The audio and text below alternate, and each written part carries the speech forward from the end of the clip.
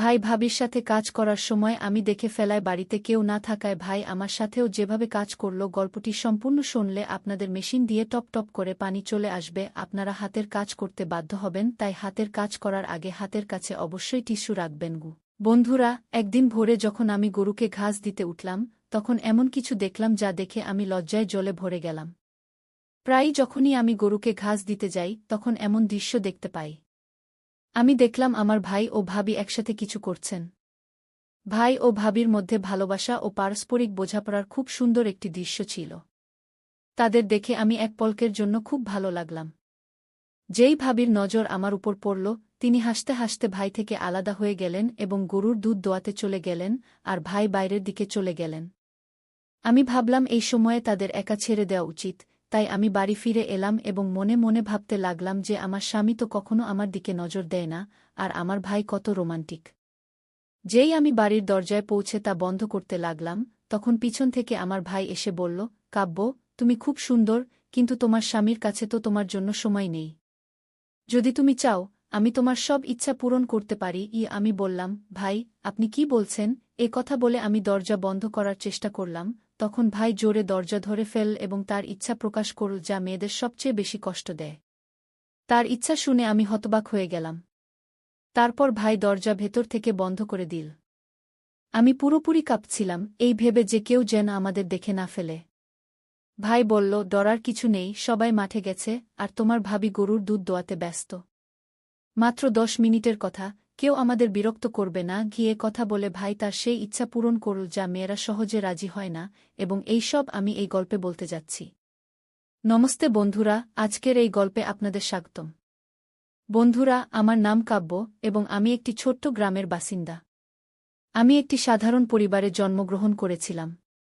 আমাদের পরিবারে আমার একটি বড় বোন এবং একটি ভাই আছে, দুজনেই বিবাহিত। এই গল্প সেই সময়ের যখন আমার বয়স 20 বছর ছিল।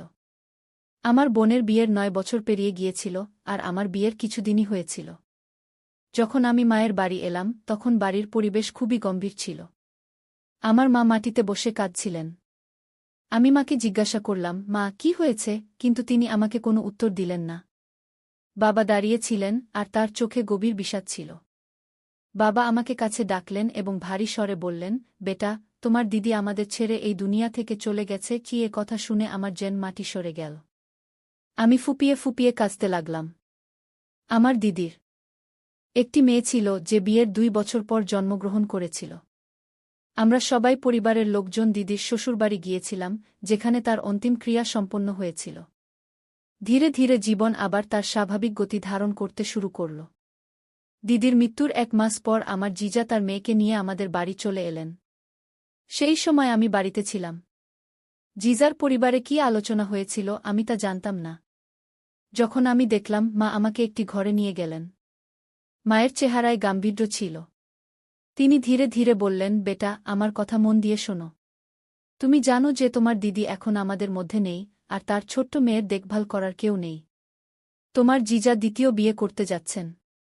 আমরা ভেবেছিলাম যে তুমিই সেই মানুষ যে এই শিশুটির জীবন সামলাতে পারবে। কি? এ কথা শুনে আমি হতবাক হয়ে গেলাম। আমি মাকে জিজ্ঞাসা করলাম, কিন্তু মা, কিভাবে? মা বললেন, বেটা, তোমাকে এই শিশুটিকে রাখতে হবে। এটি খুব কঠিন সিদ্ধান্ত, কিন্তু এটিই একমাত্র উপায়। বেটি, তুমি মানা করো না। আমি তোমার আগে হাত জোর করছি। মায়ের চোখে অশ্রু ছিল, আর তাকে দেখে আমার দিল পসিজ হয়ে গেল। আমি আমার চোখের অশ্রু রুখে বললাম, ঠিক আছে মা, আপনি যা বলবেন আমি তাই করব। মা আমাকে গলায় জড়িয়ে ধরে বললেন, তুমি আমার কথা মেনে আমার হৃদয় থেকে খুব বড় বোঝা নামিয়ে দিয়েছ। এরপর মা তার ঘরে চলে গেলেন। দিদির মৃত্যুর 5 মাস পর আমি সেই শিশুটির দেখভাল করতে লাগলাম। এখন আমার স্বপ্ন ও ইচ্ছার ত্যাগ হয়ে গিয়েছিল। আর নীরজ, যে আমার স্বামী ছিল, সে কি এই শিশুটিকে মেনে নেবে? আমার মনে সবসময় ভয় ছিল। তাই আমার ভাইও আমার সাথে এলেন। যখন আমি আমার শ্বশুরবাড়ি পৌঁছালাম তখন সবকিছু নতুন ও অচেনা লাগছিল। রাতে আমার শাশুড়ি আমাকে বাড়ির একটি ছোট ঘরে বসিয়ে দিলেন। সেখানকার পরিবেশ আমার কাছে একটু অদ্ভুত লাগছিল। বিছানা মাটিতে পাতা ছিল, আর বাড়িটিও সাধারণ মাটির তৈরি ছিল। আমি মাটিতে পাতা বিছানায় বসে আমার আগামী জীবন নিয়ে ভাবতে লাগলাম। কিছুক্ষণ পর ঘরের দরজা খুলল এবং নীরজ ভেতরে চলে এল। সে দরজা বন্ধ করল এবং আমার পাশে এসে বসল। আমি ভেতরে খুব ঘাবড়ে গিয়েছিলাম, হৃদস্পন্দন দ্রুত হচ্ছিল। নীরজ শান্ত কণ্ঠে বলল, কাব্য, তুমি এখানে চলে এসেছ। এটা আমাদের সম্পর্কের নতুন শুরু। আমি জানি এটা তোমার জন্য সহজ নয়, কিন্তু আমাদের এটা সামলাতে হবে। তার কথা শুনে আমার দুশ্চিন্তা কিছুটা কমল, কিন্তু মনে প্রশ্নের ঝড় উঠল। আমি নিঃশব্দে তার কথা শুনতে থাকলাম। সে আমাকে বিশ্রাম নিতে বলল এবং বলল, সময়ের সাথে সব ভালো হবে। সকালে ঘুম থেকে উঠে মনে এক অদ্ভুত অশান্তি কাজ করছিল। গত রাতের জটিলতাগুলো আমাকে ক্লান্ত করে দিয়েছিল, কিন্তু আমি নিজেকে সামলানোর চেষ্টা করলাম। আমি বুঝতে পারলাম এই নতুন জীবনকে বোঝা এবং মানিয়ে নিতে সময় লাগবে। আমি নীরজের সাথে আমার সম্পর্ককে আরও ভালো করে গড়ে তোলার এবং তাকে বোঝার দিকে এগিয়ে যাওয়ার সিদ্ধান্ত নিলাম। সকালে আমার শ্বাস আমাকে জাগিয়ে দিল। রাতের ঘটনাপ্রবাহের পর আমার মন খুব ভারী ছিল। আমি ভাবতে লাগলাম, যদি আমি মাকে এই মেয়েটির জন্য না বলতাম। কিন্তু ভাগ্যকে কে ঠেকাতে পারে? এখন এটাই আমার জীবন। ধীরে ধীরে আমি আমার ভাগ্যের সাথে আপস করা শুরু করলাম। আমার জীবন যেন একটা মেশিনের মতো হয়ে গেল। সারাদিন ঘরের কাজে ব্যস্ত থাকতাম আর রাতে আমার সম্পর্কের বোঝা টের পেতাম। ধীরে ধীরে আমি পরিস্থিতি সহ্য করতে শিখলাম। শ্বশুরবাড়ির সব নারীদের সাথে আমার পরিচয় হতে শুরু করল। তারা তাদের স্বামীদের সাথে তাদের অভিজ্ঞতা এবং সুখের গল্প শেয়ার করত।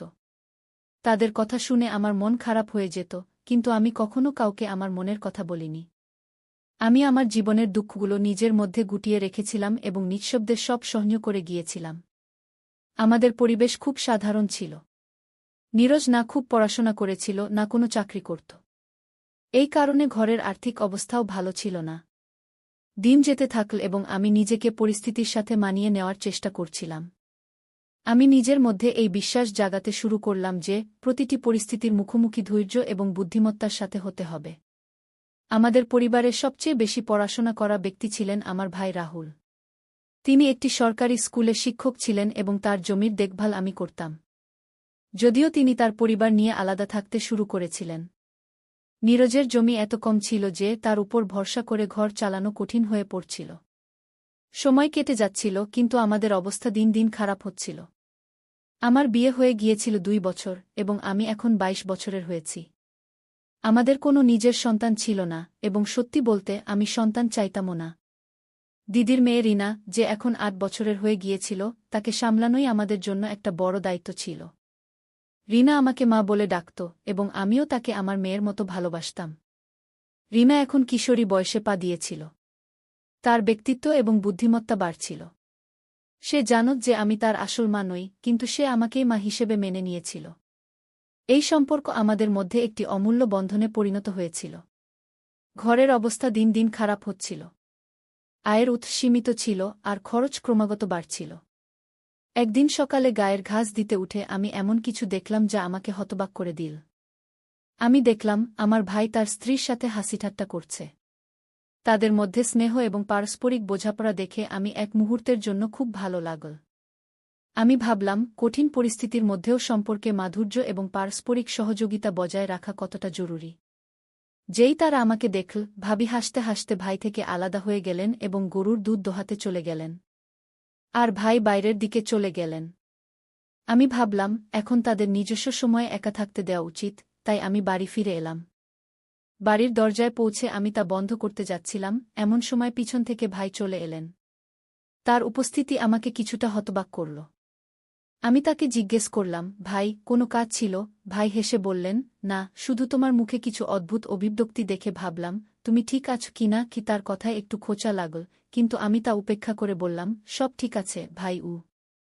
এরপর কিছুক্ষণ থেমে তিনি আবার হাসতে হাসতে চলে গেলেন। যদিও আমি ভাইয়ের আচরণে অস্বস্তি বোধ করছিলাম। যখনই সে আমার কাছাকাছি আসার চেষ্টা করল, আমি নিজেকে সামলে বললাম, ভাই, আপনি যা করছেন তা ঠিক নয়। দয়া করে আমাকে একা থাকতে দিন। সে আমার কথা উপেক্ষা করল এবং আমাকে থামানোর চেষ্টা করল। আমার সাহস ভাঙেনি। আমি দ্রুত আমার হাত ছাড়িয়ে নিলাম এবং আমার ঘরের দিকে দৌড় দিলাম। দরজার কাছে পৌঁছে আমি তা বন্ধ করার চেষ্টা করলাম, কিন্তু ভাই জোরে দরজা ঠেলে ভিতরে চলে এল। তখন আমি বুঝতে পারছিলাম না কি করব, কিন্তু আমি সাহস জোগালাম এবং দৃঢ়ভাবে বললাম, ভাই, এটা ঠিক নয়। আমি তার আচরণে খুবই অস্বস্তি বোধ করছি, দয়া করে এখান থেকে চলে যান। তার মুখে এক মুহূর্তের জন্য চিন্তার ভাব ফুটে উঠল, তারপর তিনি কিছুক্ষণ থেমে বললেন, আমাকে ক্ষমা করুন, আমি কিছু ভুল করার ইচ্ছা করিনি। এরপর তিনি তৎক্ষণাৎ ঘর থেকে বেরিয়ে গেলেন। আমি স্বস্তির নিঃশ্বাস ফেললাম এবং ভাবলাম যে আমাকে আরও বেশি সতর্ক থাকতে হবে। সেই দিনের পর থেকে আমি ভাইয়ার থেকে কিছুটা দূরত্ব বজায় রাখলাম এবং পরিবারের সব সদস্যের সাথে বেশি সময় কাটাতে শুরু করলাম, যাতে এমন পরিস্থিতি আর কখনো না আসে। আমি ভাইয়াকে বললাম, আপনি যদি আমার সম্মান চান, তাহলে এখনই এখান থেকে চলে যান, নইলে আমি সবকিছু পরিবারকে জানিয়ে দেব। কিন্তু ভাইয়ার উপর আমার কথার কোনো প্রভাব পড়ল না। তিনি হেসে বললেন, তুমি যা ইচ্ছা তাই করতে পারো, আমার কিছু যায় আসে না। কিন্তু তুমি জানো কাব্য, তুমি খুবই সুন্দর। প্রথমবার দেখার পর থেকে আমি তোমার দ্বারা খুবই প্রভাবিত। এ কথা শুনে আমি কিছুক্ষণের জন্য চুপ হয়ে গেলাম।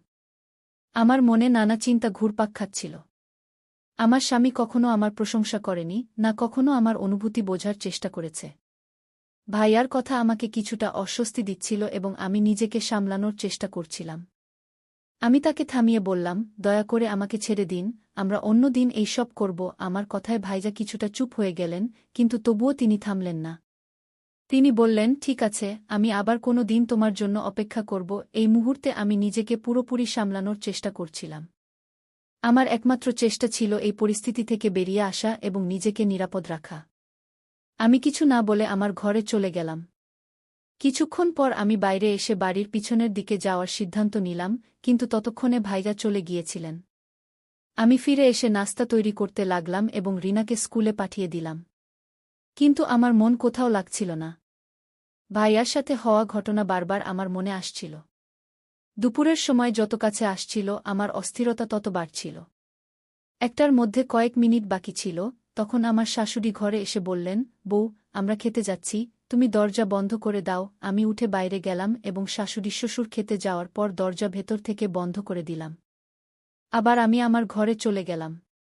বাড়ির আঙিনায় আগে থেকেই একটি দেয়াল ছিল। আমার কোনো ধারণা ছিল না যে যদি আমি সেখানে না যাই তাহলে কি হবে। আমি আমার ঘরে ভয়ে ভয়ে বসেছিলাম এবং নিজেকে তিরস্কার করছিলাম, ভাবছিলাম, হায়, যদি আমি শাশুড়ি শ্বশুরের সাথে খেতে চলে যেতাম। তখনই হঠাৎ সেই ঘটনাটি ঘটল যা আমার ভয় ছিল। ভাইয়া দরজায় এসে জোরে জোরে কড়া নাড়তে লাগলেন এবং বললেন, শীঘ্র দরজা খোল, আমিও খেতে যেতে হবে। বাচ্চারাও বাইরে খেলছে, কেউ খুঁজতে খুঁজতে এদিকে চলে আসতে পারে। আমি গেটের কাছে দাঁড়িয়েছিলাম এবং বুঝতে পারছিলাম না এখন কি করব। তারপর আবার তার কণ্ঠ শোনা গেল, কি করছ? শীঘ্র কর, আমি আর সহ্য করতে পারছি না। তার কথায় আমার ভয় আরও বেড়ে গেল। আমার ভয় হচ্ছিল যে কেউ এসে পড়বে। ভয়ে ভয়ে আমি ঘরের দিকে এগিয়ে গেলাম এবং মেইন ডোরের কাছে গিয়ে দাঁড়ালাম। যখন আমি দরজা খুললাম, ভাইয়া দ্রুত ভেতরে ঢুকলেন এবং চাটাইয়ে গিয়ে শুয়ে পড়লেন। তিনি বললেন, দেখো, শীঘ্র কর, নইলে কেউ এসে পড়বে। তার কথা শুনে আমি খুবই ভয় পেয়ে গেলাম। আমি ঘরে চলে গেলাম এবং দরজা ভেতর থেকে বন্ধ করে দিলাম, দরজা লক করলাম। আর যখনই ফিরলাম, হঠাৎ ভাইজা আমাকে জোরে ধরে ফেললেন এবং চাটাই থেকে উঠে বলতে লাগলেন, দেখো কাব্য, তুমি এ কি করলে? যখনই তোমার কথা ভাবি, এমনই কিছু হয়। এখন শীঘ্র আমার অস্থিরতা শান্ত করো। আমি না চাইলেও আমাকে সব করতে হল। সবকিছু শান্ত হয়ে গেল এবং তিনি দ্রুত ঘর থেকে বেরিয়ে গেলেন। যাওয়ার সময় তিনি বললেন, আজ রাতে যখন সবাই ঘুমিয়ে পড়বে, তখন আমি বাড়ির পিছনে তোমার জন্য অপেক্ষা করব। আমি ঘরে শুয়েছিলাম, দেয়ালের দিকে তাকিয়ে অনেকক্ষণ একই অবস্থায় পড়েছিলাম। তারপর ধীরে ধীরে চাটাই থেকে উঠে বাথরুমে চলে গেলাম। এখন আমার মনে হচ্ছিল যেন আমার জীবনে কিছু নতুন এসেছে। আমার মনে হচ্ছিল যে এখন আমার জীবনের শূন্যতা পূর্ণ হয়ে গেছে এবং আমি একটি নতুন উদ্দেশ্য পেয়েছি। ফিরে এসে আমি রান্নাঘরে গিয়ে দুপুরের খাবার বানানো শুরু করলাম, কারণ রিনাও স্কুল থেকে ফিরে আসতে চলেছে। খাবার তৈরি করে আমি আমার ঘরে এসে চারপাইয়ে শুয়ে পড়লাম। আমার মনে সব ঘটনা আবার ঘুরপাক খেতে লাগল এবং আমি বুঝতে পারলাম যে আমার জীবনে এখন একটি নতুন পরিবর্তন এসেছে। আমার মনে হচ্ছিল যে এখন আমাকে সেই পুরনো চিন্তাগুলো থেকে দূরে থাকা উচিত নয় এবং আমি আবার সেই পুরনো অনুভূতি পেতে চাইছিলাম। এই চিন্তায় মগ্ন ছিলাম, তখনই হঠাৎ দরজায় কড়া নাড়া শোনা গেল। আমি তাড়াহুড়ো করে দরজা খুললাম এবং দেখলাম যে রিনা স্কুল থেকে ফিরে এসেছে। সে দ্রুত ভেতরে ঢুকল এবং বলল, মা, খুব গরম লাগছে, দ্রুত জল দাও, খুব তৃষ্ণা পেয়েছে। রিনা দ্রুত তার ঘরে চলে গেল এবং আমি তাকে দেখতে থাকলাম। এখন রিনা বড় হয়ে উঠছিল, গরমের কারণে তার গাল লাল হয়ে গিয়েছিল। আমি রান্নাঘরে গিয়ে একটি গ্লাস জল নিয়ে তার কাছে এলাম। তাকে জল দিতে গিয়ে আমি তাকে দেখতে থাকলাম।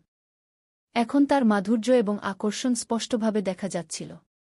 তাকে দেখে আমার খুব ভাল লাগছিল।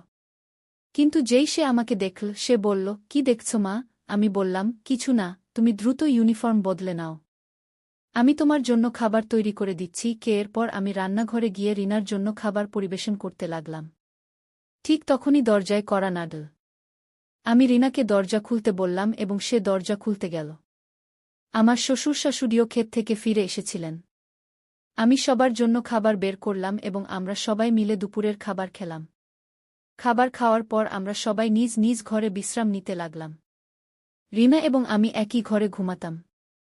যখন নীরজ বাড়িতে থাকতেন তখন রিনা তার দাদির কাছে ঘুমাত। কিন্তু যেদিন থেকে নীরজ গুজরাত গেছেন সেদিন থেকে রিনা আমার কাছেই ঘুমাতে শুরু করেছে। সে আমার কাছে এসে চারপাইয়ে শুয়ে পড়ত এবং আমি তার চুল আঁচড়াতে শুরু করতাম। কখন ঘুম এসে গেল আমি টেরই পাইনি। সন্ধ্যা ৫টায় আমার শাশুড়ি আমাকে জাগালেন, কারণ তিনি আবার খেতে যাওয়ার প্রস্তুতি নিচ্ছিলেন। আমি উঠে সবার জন্য চা বানাতে লাগলাম। যখন চা নিয়ে আমি আমার শ্বশুর-শাশুড়ির কাছে গেলাম, তখন আমার শাশুড়ি আমাকে বললেন, "বেটা, তুমি তোমার ভাইয়াকেও চা দিয়ে আসো। তার স্ত্রী তার মায়ের বাড়ি গেছে, জানি না সে কিছু খেয়েছে কিনা।" আমি বললাম, "মা, চা তো শেষ হয়ে গেছে।" এতে আমার শাশুড়ি বললেন, "তাহলে কি হয়েছে বেটি, চা পান করে আবার বানিয়ে দাও।" আমি বললাম, "ঠিক আছে মা।" যখন শাশুড়ি শ্বশুর খেতে যেতে লাগলেন, তখন রিনাও তাদের সাথে চলে গেল। আমি তাকে থামানোর অনেক চেষ্টা করলাম, কিন্তু সে তাদের সাথে যাওয়ার জিদ করতে লাগল। সবাই চলে যাওয়ার পর আমি আবার ভাবতে লাগলাম যে এখন আমাকে কি করা উচিত। যদি আমি চা নিয়ে যাই তাহলে ভাইয়া ভাববেন যে আমি ইচ্ছে করে তার কাছে আসছি। তখন আমি ভাবলাম যে চা আমি গেটের বাইরেই দিয়ে দেব। এই ভেবে আমি রান্নাঘরের দিকে যেতে লাগলাম। কিন্তু ঠিক তখনই গেটে কেউ কড়া নাড়ল। আমি জানতাম না যে বাইরে ভাইয়া থাকতে পারেন। যেই আমি গেট খুললাম আমার হৃদস্পন্দন বেড়ে গেল। সত্যিই বাইরে ভাইয়া দাঁড়িয়েছিলেন। তিনি বললেন, "মা বলেছিলেন যে আমি এসে চা পান করে যাই।" আমি ভাবলাম, এমন সুযোগ আমি কিভাবে হাতছাড়া করব। তিনি কিছু না বলেই ঘরের ভিতরে চলে এলেন এবং আমি গেটে ভয়ে ভয়ে দাঁড়িয়ে তাকে দেখতে লাগলাম। আমি বুঝতে পারছিলাম না যে শেষ পর্যন্ত আমাকে কি করতে হবে। তিনি বললেন, "এখন কি দাঁড়িয়ে থাকবে নাকি কিছু করবে?" কিছুক্ষণ পর তিনি বললেন, "এখন রাতে তোমাকে ডাকার কোনো দরকার নেই, কারণ যে কাজের জন্য আমি তোমাকে রাতে ডাকতে যাচ্ছিলাম তা আমি এখনই সেরে ফেলব।